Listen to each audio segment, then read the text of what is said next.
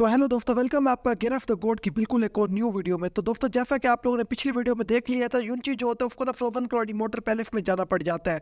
और वहां पर जाके युनची जो होता है वो ना फ्रोवन क्लॉडी मोटर पैलेस के ना ग्रैंड मिस्टीरियस से मिलते हैं, जो ना युनची को ना फ्रोवन क्लॉडी मोटर पैलेस के अंदर ना स्टूडेंट बनने को कहती है। और युनची जो होता है वो बैठे ही इसी मौके के इंतजार में होता है, और क्योंकि इतनी सारी लड़कियों के बीच में वहाँ युनची एक लड़का होता है। और फिर यहीं से हमारे पार्ट की शुरुआत होती है और हम लोग ना फ्रोवन क्लॉडी मोटर पैलेस में ना ग्रैंड मिस्टीरियस को देखते हैं, जो युनची को कह रही होती है। कहती है कि आज से 2 साल पहले मैंने सुना था कि हेवन फोर्ट विला का जो लीडर है उसने ना तुम्हें इनवाइट किया था कि तुम आके हेवन फोर्ट विला को ज्वाइन कर लो। कहते क्या फ्यूचर में तुम्हारा कोई इरादा है कि तुम हेवन फोर्ट विला को जाके ज्वाइन करोगे? ये फोन की जो युनची होता है वो कहता है मुझे आवाज रहना पसंद है। कहता है मगर अगर कभी आगे जाके मेरा इरादा बना हेवन फोर्ट विला के अंदर जाने का तो शायद मैं चला भी जाऊँ। और अपने दिल में सोचता कहता है कि मेरा दिमाग खराब है कि मैं इतनी जन्नत जैसी जगह को छोड़ के जहाँ पे इतनी सारी लड़की है उसका चलिए हेवन फोर्ट विला को ज्वाइन करो, जिसको आगे जाके मैंने फ्यूचर में खुद ही डिस्ट्रॉय कर देना है। और कहते हैं लेकिन ना मैं ये बात किसी को भी पता नहीं लगने दे सकता। और फिर जो युनची होता है वो ना फ्रोवन क्लॉडी मोटर पैलेस का ग्रैंड मिस्टीरियस को कहते हैं कि आप मेरे से ये सवाल क्यों कर रही है। कहते हैं कि फ्रोवन क्लॉडी मोटर पैलेस के हेवन फोर्ट विला के साथ कोई दुश्मनी है। फिर फ्रोवन क्लॉडी मोटर पैलेस की ग्रैंड मिस्टीरियस कहते हैं जैसे कि तुम्हें पता है कि ब्लू वाइन कॉन्टिनेंट के अंदर टोटल 4 सेक्रेट ग्राउंड है। कहते हैं मगर आज से कई हजार साल पहले ना यहाँ पर 5 सेक्रेट ग्राउंड हुआ करते थे। और कहते हैं उनमें जो 5वां सेक्रेट ग्राउंड था उसका नाम था नाइट रॉयल फैमिली। और फिर फ्रोवन क्लॉडी मोटर पैलेस की ना मिफ्रीफ कहते हैं ये जो 5 सेक्रेट ग्राउंड थे ना आज से कई हजारों साल पहले ये ना ब्लू वाइन कॉन्टिनेंट की ना मील की हिफाजत करते थे। तो दोस्तों, ब्लू वाइन कॉन्टिनेंट का जो दूसरा नाम है वो है स्काई प्रोफाउंड कॉन्टिनेंट। और फिर फ्रोवन क्लॉडी मोटर पैलेस की ग्रैंड मिफ्रीफ कहते हैं लेकिन हल्का हल्का करके ना जो नाइट रॉयल फैमिली थी ना उसकी जो पावर थी वो बहुत ही ज्यादा बड़ी थी। और कहते लेकिन ये जो चीफ थी ये ना हेवन फोर्ट विला का जो लीडर था ना उसको बर्दाश्त नहीं हो रही थी। कहते फिर उसने ना बाकी के 3 सेक्रेट ग्राउंड को कहा कि ना जो नाइट रॉयल फैमिली वो ना एक ना ईवल क्लैन है और वो ना ईवल कल्टीवेशन करते हैं। और कहते फिर उसके बाद ना उन सारे जो बाकी के जो 3 सेक्रेट ग्राउंड थे ना उसने हेवन फोर्ट विला के साथ मिलकर पूरे नाइट रॉयल फैमिली के ऊपर अटैक कर दिया। और कहते इस तरीके से ना पूरे के पूरे नाइट रॉयल फैमिली को ना उन लोगों ने डिस्ट्रॉय कर दिया। इस वजह से आज ब्लू वाइन कॉन्टिनेंट में सिर्फ 4 सेक्रेट ग्राउंड है। ये उनकी जो युनची होता है वो बहुत ही ज्यादा शौक हो जाता है। कहता है इसका मतलब है हेवन फोर्ट विला का जो कमीना लीडर था उसने ना सबके साथ झूठ बोला था। और कहते हैं हमारी जो एनफिफ्टर थी ना उसको इस बात पे शक भी था। और कहते हैं हमारे एनफिफ्टर को बाद में पता भी लग गया था कि ना जो हेवन फोर्ट विला का जो कमीना लीडर है ना वो ना नाइट रॉयल फैमिली ना एक तलवार की ना रखवाली करती है। तो ना वो बहुत ही ज्यादा पावरफुल तलवार है। इस वजह से ना जो हेवन फोर्ट विला था ना वो ना उस तलवार को लेना चाहता था। और कहते हैं इस वजह से हेवन फोर्ट विला का जो एनफिफ्टर था ना उसने बाकी के जो 3 सेक्रेट ग्राउंड थे उसको ना नाइट रॉयल फैमिली के खिलाफ भड़का दिया था। और फिर उन लोगों ने जब उसके ऊपर अटैक किया तो वो जो तलवार थी वो ना हेवन फोर्ट विला के लीडर को फिर भी नहीं मिली। और कहते हैं पूरे के पूरे नाइट रॉयल फैमिली को डिस्ट्रॉय हो जाने के बाद ना जो नाइट रॉयल फैमिली का जो लीडर था ना वो बच गया था। कहते हैं और वो भी आखिर में जाके हार गया था। कहते हैं मगर ना उसने ना अपने आप को ना एक ना चाबी के अंदर फील कर लिया था। और कहते हैं वो जो चाबी है वो उसी जगह की जहाँ पे ना इस टाइम ना नाइट रॉयल फैमिली का जो लीडर है वो फील हुआ पड़ा है। ये सुन के जो युनची होता है वो कहता है कि अगर आपको ये सब कुछ पता है तो बाकी के जो 3 सेक्रेट ग्राउंड है क्या उनको भी इस बारे में पता है? ये फोन की जो फ्रोवन क्लॉडी मोटर पैलेस की ना जो ग्रैंड मिस्टीरियस होती है वो कहते हैं कि नहीं, बाकियों को इस बारे में कुछ भी नहीं पता। कहते हैं क्योंकि ये सारी बातें ना हमारे एनफिफ्टर को पता थी और हमारे एनफिफ्टर ने हमें ये सारी बातें बताई हैं। और फिर फ्रोवन क्लॉडी मोटर पैलेस की ग्रैंड मिस्टीरियस युनची कहते इस वजह से मैं तुम्हें कह रही थी अगर तुम कभी आगे जाके ना हेवन फोर्ट विला को ज्वाइन करना चाहते हो तो हमें पहले ही बता दो। और कहते जिस दिन तुमने हेवन फोर्ट विला को ज्वाइन कर लिया ना उस दिन फ्रोवन क्लॉडी मोटर पैलेस ना तुम्हारे साथ सारे रिलेशनशिप कट कर देगा। ये उनकी जो युनची होता है वो ना फ्रोवन क्लॉडी मोटर पैलेस की ग्रैंड मिस्टीरियस का शुक्रिया कहता है शुक्रिया आपने मुझे सब कुछ पहले ही बता दिया। फिर फ्रोवन क्लॉडी मोटर पैलेस की जो ग्रैंड मिस्टीरियस होती है कहते चलो छोड़ो इन सारी बातों को ना हम लोग ना बाद में डिस्कस करेंगे कि तुमने हेवन फोर्ट विला को ज्वाइन करना है कि नहीं करना। और फिर वो व्याकिन्यू कहते व्याकिन्यू तुमने युनची को ना रेस्ट करने के लिए ले जाओ। फिर जब युनची वहां से चला जाता है तब ना गोंग योकफिन फ्रोवन क्लॉडी मोटर पैलेस की जो ग्रैंड मिस्टीरियस होती है उसके पास आ जाती है और कहते हैं कि आपने युनची को फ्रोवन क्लॉडी मोटर पैलेस को ज्वाइन क्यों करने दिया है। और कहते कहीं आपने युनची को इसलिए तो फ्रोवन क्लॉडी मोटर पैलेस ज्वाइन नहीं करने दिया क्योंकि जो युनची है वो बहुत ही ज्यादा पावरफुल है इतनी कम उम्र में। ये बात उनके जो फ्रोवन क्लॉडी मोटर पैलेस जो ग्रैंड मिस्टीरियस होती है वो कहते क्या तुम्हें याद नहीं हमारी एनफिफ्टर ने क्या कहा था आज से कई हजार साल पहले? उसने कहा था कि आज से हजार साल बाद ना एक बहुत ही ज्यादा बड़ी बर्बादी आएगी जो पूरे के पूरे फ्रोवन क्लॉडी मोटर पैलेस पर भी आएगी।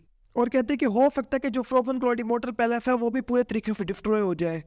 और कहते हैं जब व्याकिन्यू हमारे क्लैन के अंदर आई थी और जब मैंने देखा कि जो व्याकिन्यू वो बहुत ही ज़्यादा टैलेंटेड है तो कहते मुझे थोड़ी बहुत खुशी महसूस होने लग गई थी। मुझे लगा कि जो व्याकिन्यू है ये हमारे क्लैन को बचा सकती है। और कहते जब मुझे पता चला जो युनची है वो बहुत ही ज़्यादा पावरफुल है और उसने व्याकिन्यू को हरा दिया है तो कहते मुझे उस वक्त से लगने लग गया था जो युनची वाहिद एक इंसान है जो हमारे क्लैन को बचा सकता है। और कहते हैं कि अगर हम लोग इसी युनची से एक दुश्मनी ले लेंगे तो ये युनची सबसे बड़ी बर्बादी बन जाएगी हमारे फ्रोवन क्लॉडी मोटर पैलेस की। और कहता है अगर यूनची हमारी फ्रोवन क्लॉडी मोटर पेलेफ की वो वाली कैलामिटी ना भी हुई ना जिसके बारे में हमारी फ्रोवन क्लॉडी मोटर पेलेफ के इन्फिफ्टर ने कहा है, तो कहते हैं कि ये जरूर हमें उस कैलामिटी से बचाएगा। ये फोन की फिर जो गोंग योकफिन होती है वो कहते हैं तो आपने इफर क्लैन का जो रूल है उसको तोड़ दिया है। ये फोन की जो फ्रोवन क्लॉडी मोटर पेलेफ की जो ग्रैंड मिस्ट्री ऑफ होती है वो फिर से कहती है, कहते हैं इफ चीफ के लिए क्लैन का रूल तोड़ना एक बहुत ही ज्यादा छोटी बात है। और कहती है कि मुझे पूरी उम्मीद है कि यूनची हर तरह के डिस्ट्रक्शन से हमारे क्लैन को बचा सकता है। और फिर हमारा फिर वापस फिर यूनची के ऊपर शिफ्ट हो जाता है जो अपनी बीवी के ऊपर लाइन मारने में लगा हुआ होता है। और वो कहता है व्याकिनो तुम्हारा कमरा कहाँ है, क्यों ना हम तुम्हारे ही कमरे में जाकर सो जाए। ये उनकी जो व्याकिनी होते हैं वो कोई भी जवाब नहीं देती, कहते कि मैं तुम्हें उस जगह पे लेकर जा रहा हूँ जहाँ पे ना मैंने फ्रोवन क्लॉड डिवाइन एंड आर्ट को सीखा था। और कहते ये जो हाल है ये हमारे फ्रोवन क्लॉड इमोर्टल पैलेस का जो एनफिफ्टर थी ना उसने बनाया था। और फिर जो यूनची होता है वो ना उसी जगह पर आ जाता है जहाँ पर व्याकिनी उसको लेकर जा रही होती है। और फिर जो यूनची होता है वो कहता है कि मैंने ये बात सुनी है कि ना फ्रोवन क्लॉड इमोर्टल पैलेस की जो एनफिफ्टर है ना उसके अलावा फिर मेरी वाइफ व्याकिनी हुई है जिसने ना फ्रोवन क्लॉड एंड आर्ट को सीखा है। तो दोस्तों यहाँ पर ना मैं आप लोगों को एक चीज बताना चाहता हूँ, जैसे कि ना एक है फ्रोवन क्लाउड डिवाइन आर्ट और एक है फ्रोवन क्लाउड डिवाइन एंड आर्ट। जिसके आगे एंड आ रहा है ना वो ना बहुत ही ज्यादा पावरफुल आर्ट है और उसको कोई भी आसानी से नहीं सीख सकता। बाकी के जितने भी फ्रोवन क्लाउड इमोर्टल पैलेस के जो लोग हैं ना उन लोगों ने फ्रोवन क्लाउड डिवाइन आर्ट को सीखा है। एंड आर्ट को सिर्फ व्याकिन्यू ने और अब तक ना फ्रोवन क्लाउड इमोर्टल पैलेस की जो एनफिफ्टर है उसने सीखा है। फिर जो यूनची होता है वो ना फ्रोवन क्लाउड इमोर्टल पैलेस की जो डिवाइन एंड आर्ट होती है ना उसके ऊपर ना हाथ रख के उसको सीखने की कोशिश करने लग जाता है। ये देखकर जो व्याकिन्नी होती है वो थोड़ा शौक होते हुए कहते ये क्या यूनची जो है इसके ऊपर अब तक हाथ रख के क्यों खड़े इतनी देर से। कहते बाकी के जितने भी जो लोग हैं उन्होंने सीखने की कोशिश की वो तो नहीं सीख पाए इसको। कहते मगर जो यूनची है वो अब भी हाथ रख के खड़ा है इसके ऊपर। इसका मतलब है जो यूनची है वो ना फ्रोवन क्लॉडी मोटर पैलेस की जो डिवाइन एंड आर्ट है उसको सीख रहा है हल्का हल्का करके। फिर हम लोगों को ना यूनची को दिखाया जाता है जो अब भी उस जगह पर बैठा होता है और हल्का करके यूनची के इर्द गिर्द ना बर्फ जमने लग जाती है। अब ये देखकर जो व्याकिन्नी होती है वो हाथ से ज्यादा ही शौक हो जाती है और कहते हैं ये क्या फ्रोवन क्लॉडी मोटर पैलेस की डिवाइन एंड आर्ट का जो पहला स्टेप है वो यूनची ने सीख भी लिया इतनी जल्दी। और कहते हैं बल्कि यूनची ने सीखा भी नहीं है बल्कि पूरी की पूरी तरीके से ना फर्स्ट स्टेज को मास्टर भी कर लिए। कहते हमें यहाँ पर आया अभी आधा घंटा भी नहीं हुआ। और फिर जो व्याकिन्नी होती है वो अपने दिल में सोचने लग जाते हैं, कहते मुझे टोटल यहाँ पर बैठे हुए 7 महीने हो गए थे फिर जाके मैंने इसकी पहली स्टेज को कंप्लीट किया था। कहते मगर यूनची ने तो पहली स्टेज को मास्टर ही कर लिया आधे घंटे के अंदर अंदर। और कहते कि वाकई में यूनची के अंदर बहुत ही ज्यादा टैलेंट है। कहते मुझे पता भी नहीं ये अपने अंदर कौन से सीक्रेट छुपाई बैठा है। और फिर जो व्याकिन्नी होती है वो ना वहाँ से जाने लग जाते, कहते यूनची बस इसको कंप्लीट करने ही वाला है, मुझे इसको डिस्टर्ब नहीं करना चाहिए।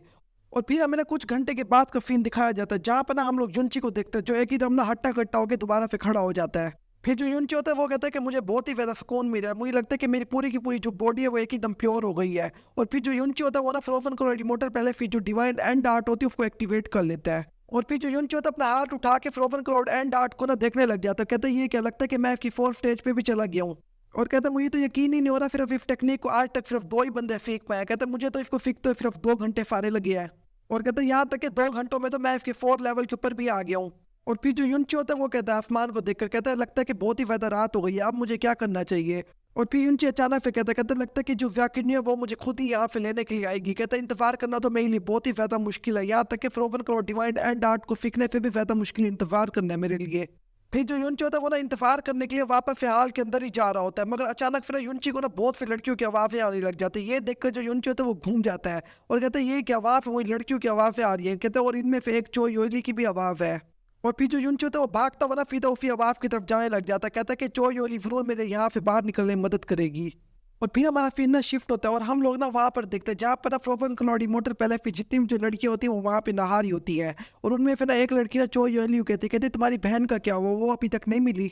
ये उनकी जो चो योली होती है वो बहुत ही ज्यादा उदास होते हुए कहते मुझे पता है मेरी जो बहन है उसने ना पूरी दुनिया के साथ अपना ताल्लुक कट कर दिया होगा ताकि वो उस कमीने ठरकी यूनची के बच्चे को ना बिल्कुल महफूज तरीके से पैदा कर सके। लेकिन फिर अचानक फिर उनमें से एक लड़की कहती लगता है कि बाहर कोई और सिस्टर आ रही है यहाँ पर। कहते चलो सारे गेस करते हैं वो कौन सी सिस्टर है।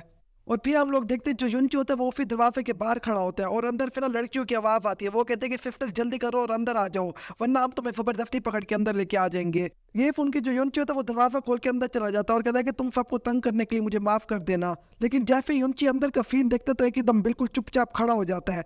और थोड़ी देर बाद में यूनची सारे नज़ारे लेने के बाद ना वहाँ से भाग जाता है और कहता है कि मुझे माफ कर देना, शायद मैंने गलती से ना गलत टर्न ले लिया है। और इस टाइम यूनची की नाक से खून भी निकल रहा होता है।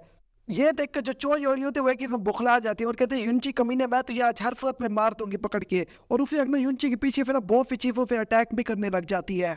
और जो चोर योरी होते हैं वो पीछे फिर यूनची को पकड़ के गालियां भी दे रही होती है और कहते हैं ठरकी कमीने तेरी इतनी हिम्मत तूने हमें झांकने की कोशिश की है। और कहते हैं कि अगर आज तो ये ग्रैंड मिस्टीरियस की भी सपोर्ट है, मैं फिर भी तो ये मार के ही रहूंगी यार सूरत में। और फिर जो युनची होता है वो ना उन सारी फैरीफ के अटैक से बच भी रहा होता है और वहां से भाग भी रहा होता है और कहता है कि आप सारे लोग शांत हो, जो मेरा जरा भी इरादा नहीं था कि मैं आप लोगों को चुपचाप खड़ा होकर झांकूं।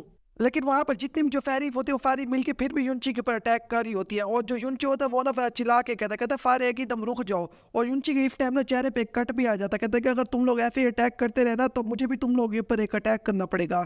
और इस टाइम युनची की पावर इतनी ज्यादा तो थी कि अगर वो एक ही अटैक करेगा यहाँ पर जितनी भी जो लड़कियां सारी मारी जाएंगी। मगर जो युनची है वो लड़कियों पर अटैक नहीं करता होता।